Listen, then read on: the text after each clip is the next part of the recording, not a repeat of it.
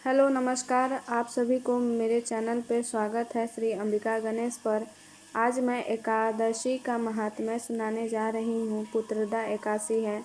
भगवान श्री कृष्ण ने कहा, राजन, पौष के शुक्ल पक्ष की जो एकादशी है उसे बतलाता हूँ, सुनो। महाराज, संसार के हित की इच्छाओं से मैं इसका वर्णन करता हूँ। राजन, पूर्वोक्त विधि से ही यत्न पूर्वक इसका व्रत करना चाहिए। इसका नाम पुत्रदा है। यह सब पापों को हरने वाली उत्तम तिथि है। समस्त कामनाओं तथा सिद्धियों के दाता भगवान नारायण इस तिथि के आदि देवता हैं।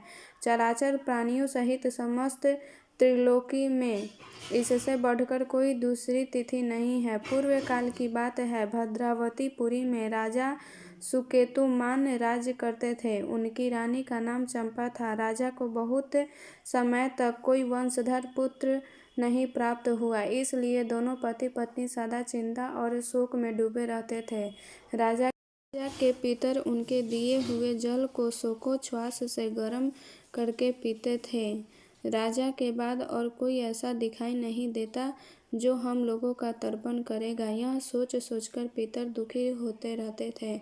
एक दिन राजा घोड़े पर सवार हो गहन वन में चले गए। पुरोहित आदि किसी को भी इस बात का पता नहीं था। मृग और पक्षियों से सेवित उस सघन कानन में राजा भ्रमण करने लगे। मार्ग में कहीं सियार की बोली सुनाई पड़ती थी तो कहीं उल्लुओं की।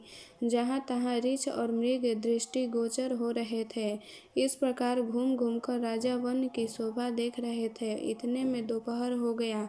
राजा को भूख और प्यास सताने लगी। वे जल की खोज में इधर उधर दौड़ने लगे। किसी पुण्य के प्रभाव से उन्हें एक उत्तम सरोवर दिखाई दिया, जिसके समीप मुनियों के बहुत से आश्रम थे।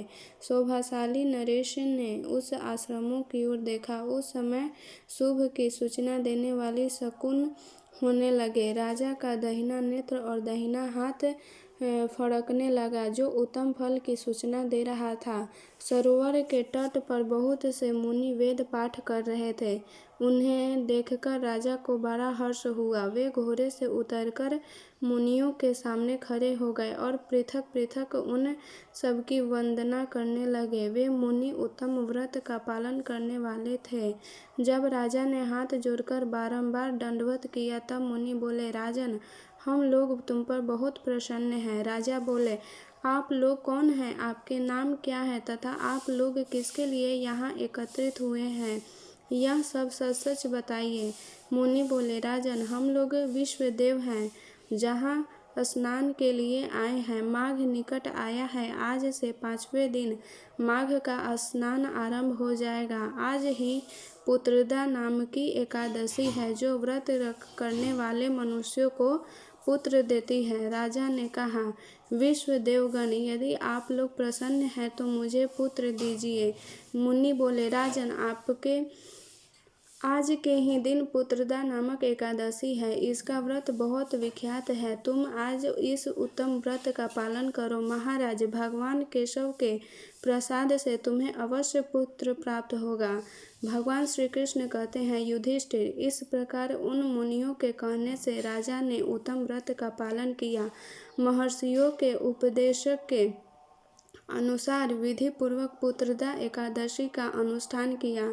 फिर द्वादशी को पारण करके मुनियों के चरणों में बारंबार मस्तक झुकाकर राजा अपने घर आए।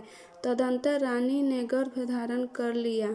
प्रसव काल आने पर पुण्य कर्मा राजा को तेजस्वी पुत्र प्राप्त हुआ, जिसने अपने गुणों से पिता को संतुष्ट कर दिया। वह प्रजाओं का पालक हुआ।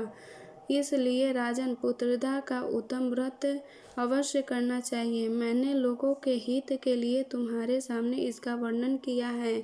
जो मनुष्य एकाग्रचित्त होकर पुत्रदा का व्रत करते हैं, वे इस लोक में पुत्र पाकर मृत्यु के पश्चात स्वर्गगामी होते हैं। इस महात्म्य को पढ़ने और सुनने से अग्निगोष्ठ यज्ञ का फल मिलता है। यदि आपको ये कथा अच्छी लगी हो तो please like, subscribe and share ज़रूर करें। धन्यवाद।